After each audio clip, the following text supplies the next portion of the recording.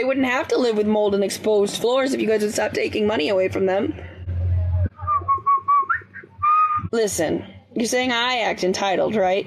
I don't think the world owes me, and I'm not acting entitled. I'm saying I have to have $10,000 a month in order to... I know that's like a crazy concept, but you could like block us, and then you don't have to see my kids or me anymore. Because most of our followers are just moms looking for advice, or that want to, you know, be friends and hang out, and we're just having a good time, and we're just vibing. Y'all are the creeps. Y'all are the ones coming here looking at my kids some type of way, like someone might be sexualizing your kids. It's you, bitch! It's you! Maybe in your head, you think, you know, that you care about the kids and you're helping them by forcing us into poverty, but you're not. You can just get a job making minimum wage. I literally can't. They're like, oh, kids can't consent. This is just YouTube. My kids aren't having sex. I, as their parent, can consent to them being online if I don't see a problem with it. They also don't see a problem with it. The ones that don't want to be shown aren't shown. Or they just hide their faces. Imagine being that type of person that truly derives pleasure and joy and glee knowing that someone else is sad because you lied about them and cost them their entire income, and now their family is gonna have to apply for government assistance just to survive the winter. That's fabulous. So this whole Mad Mama thing has just turned into a complete and utter wreck. She has been going off saying that we are all forcing her kids into poverty. She has 12 kids, by the way. Count being banned has meant that, yeah, she is now going to be living in poverty, etc., etc., and it's all of our fault. Forcing us into poverty. The reason why she got banned initially, I can imagine, is probably due to a lot of people, you know, reporting her account. Was a lot of it for good reason? Yeah. Was a lot of it just to be spiteful? Also, yeah, I can kind of see two sides of the coin. There were a lot of very, very, very alarming things about her channel. Just to name one, for instance, literally just to name one, there was video footage, and this is on her YouTube as well. It all follows each other over. Her putting her kid to sleep at like 2:30 a.m. on like a hard floor, etc., because she couldn't be bothered to clean out their cot. Stuff like that, you know, eating cold food out of a can. The thing is that I can't go into every single thing she's done. I mean, I do have other videos if you want to go check them out of just documenting more things. I mean, she literally said in the clip that I just showed you that, you know, they have like a moldy house. I mean, if you just looked at the house, you would understand what I mean. And there's no shame in the fact that your house isn't great, it's run down, you can't afford repairs, etc. But the problem that we have with Veronica is that she has stated that, you know, she'll earn 10k and that it's just spending money, it's splurging money. She doesn't save any of it. I've literally got a screenshot of her saying that it's like fun money or something. Which kind of just goes to show that she wasn't ever preparing for the fact that social media, A, isn't forever if you get your account taken away, but it surely is not forever in general. Does she have a right to be annoyed that her TikTok is gone? Yeah, of course, because, you know, if it was earning her additional money. Do I feel bad for it? Not really, because some of the stuff that she was saying and some of the stuff she has said is just straight up controversial. And I do feel bad in the sense that now her family are going to be the ones that suffer. But she has gone on this absolute rampage of blaming the Dad Challenge podcast, even though they've only spoken about her once, I think. She tagged him to try and get like views on it. I'm imagining so. She's been going after Reddit saying that everyone's now driving them into poverty. And the thing is that they were already there to begin with. And she and her daughter have openly admitted that. The problem that everyone is having right now with Veronica is that she just, like, fair enough, you can't go out and get a job because she does have like 12 children.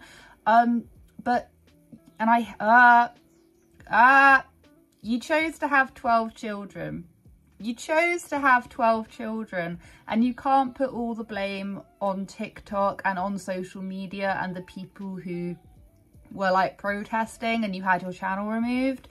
There's a reasoning why you've got it removed. Do you know what I mean? And maybe it is just a fault and it's just people mass reporting, but at the end of the day, the content that she was putting out, some of it was very, very, very questionable. And I'm not in any way relating her to like the atrocities of what's going on with 8 passengers, but I'm just saying that the knock-on effect of what has happened with YouTubers has meant that people are extremely guarded and watchful over things which they think are a cause for concern. I'm not saying they're any way related, but what I will say is that another catalyst of this is that Veronica decided to tag 8 passengers in a video that wasn't even remotely about the 8 passengers to try and get on that, to try and get it within the algorithm. And then her reply was basically just like, yeah, well, I just wanted to show everyone what a normal loving household was. And I'm like, she is being accused, and she has been accused of neglect. She's had CPS called on her quite a few times. The school, she didn't even want to put her kids in school for a long time.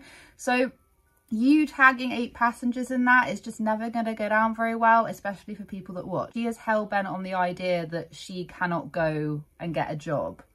And what I will say to that is, could you not have thought about this? The problem is that we're not talking about 1 or 2 children. And I don't want to sound like I'm shaming, but when you have 12 children, you've kind of got to say it. Someone's got to say it and be like, why would you have 12 children if you didn't have the means to look after them? We're not talking about 2 or 3 or even 4.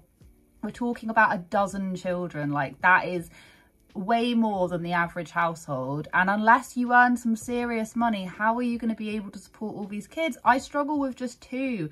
I struggle with just 2 kids. You lied about them and cost them their entire income, and now their family is going to have to apply for government assistance just to survive the winter. This is the whole crux of it. And I've watched videos which have since been deleted of her basically turning around and saying there wasn't any rhyme or reason to her having 12 kids, like life was difficult but they thought another kid would help, etc, etc. And that was kind of how it was for all of the children. So it's not as if we're talking about she was once in a very, very, very comfortable place and then she lost it. Like, we're talking about they've never been comfortable. She's never been financially that comfortable, yet kept on having children. And now she's angry because their one form of work, i.e. TikTok, is being taken away from them.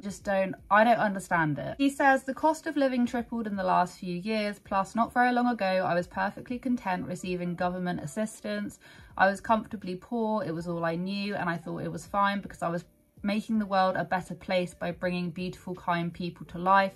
Okay, I'm just going to stop it right here. My views on this is that though you can't, that's all well and good if you're then able to feed and clothe and look after the beautiful, kind people you're bringing into the world. But just saying, you know, I don't mind relying on government assistance, you know, I can live off government assistance, it's fine. Because look, I'm having children. It doesn't work like that. If anything, the world's overpopulated. I mean, that's all I'm going to say on it.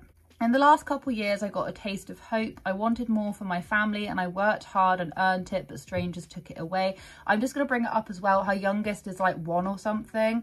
So this is just backing up my point at the fact that they have always been poor, but they've just kept on having more children, hoping it would get better, when really it should be the other way around. You should be able to accommodate, be able to afford. It's literally being able to afford to have kids. I know people, and I'm nearly 27 now, okay? I've got friends I've got some friends that have kids, some friends who don't. I'm kind of in that like limbo age bracket. And I've got friends that are just going, I don't want to have kids because I can't afford. I don't want to be able to be in a situation where I can't afford to clothe my children. That is a real problem. So can you imagine like being on your 9th child and being like, oh, it's really crap at the minute. I can't afford anything, but hey, let's have another one because we're bringing life into the world. And I don't think that is going to work. All my hard work, why? Because I can't live the way they live. The children suffer the most. I work hard no matter what. Now I have to do the same amount of work for much less money. I hate saying it, but YouTube is where the money is at. So if I was her, then I would just go to YouTube. I don't understand why she's complaining about TikTok. Yes, it takes a lot of effort to bring up your channel, but if you put high quality content out, you get there. I mean, I'm going to bring it back to myself because that's the only point of reference I have. But when I started doing YouTube, I was earning like nothing because you're not monetized. And then when I got my very first paycheck, it was like 60 quid. And I was like, what is happening over here? Like, I can buy something with this. And then it just gradually goes up. But you've got to work. You've got to work with it. Do you know what I mean? Like, you've got to work. That very first clip at the very beginning, she's like, oh, they'll just hide their face. Why would you want to live like that? Why would you want to live like that? They don't want to be shown. Kids can't give informed consent. Anyway, we're going to get onto that. So when are you getting a job? You are the only one to blame for your children being in poverty, not the haters. She says never. I cannot afford a job no matter how desperately you want me to get one. I'd have to make 60 an hour at least, and that's with food stamps. To be completely self-sufficient, I'd need 225 an hour, or 2 full-time jobs that pay about 110 an hour, but then I'd have to pay for daycare too, since I'd never be home. So since I'm not allowed to work online, how about you tell me what entry-level job I can go get right now that pays that much? But this is what I'm trying to say, like, I don't want to keep on saying it, but I'm sure you guys know, and you're probably screaming at the screens as well, but well, and this is one of the problems, and this is one of the problems whether or not you have 1 child, 2 child, 3 child, or 12. Like, you're gonna have this issue. Someone pointed out, Veronica, it is not anyone's responsibility to provide for your kids other than you. The internet isn't pushing you into poverty. Those are your babies and you failed to support them. You chose to make your income on something that isn't stable. You are basing your kids' livelihood on how many views you get a month. You are the problem. And I do agree with this statement. I think it's extremely blunt, but I do agree with their statement. I feel bad for the kids. I feel ultra bad for the kids if they're not able to do this. I mean, this is what she had to say about the money with the cabbage water. Even if we got food stamps, so they're like, oh, and she could get 1,800 food stamps a month. Wow. You think you can feed 15 people with $1,800? That's crazy. Maybe if we lived off of cabbage water and rice, and pretty much starved and never had snacks and never had anything ever, maybe. She said this about cabbage water. I remember watching a Just the Bells 10 thing where she feeds her kids off of like just over $1,000 a month or something, and she makes all sorts of meals. Anyway, I'm not recommending family channels. I'm just saying that I've seen a couple of hers after watching Alicia Doherty's. So it is possible, unless you're Alicia Doherty and she blows like nearly $2,000 every single week on food shopping. I don't know. This was in response to someone asking, well, why has it changed now?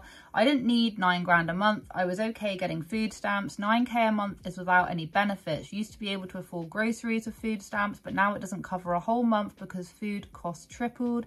My property taxes went up $1,000 a year. My utilities tripled. I also had fewer kids and a husband. We also went without a lot of things. For example, my kids used to own 1 pair of shoes each. Now most of them have 5 pairs. Let me back this up. I also had fewer kids and a husband.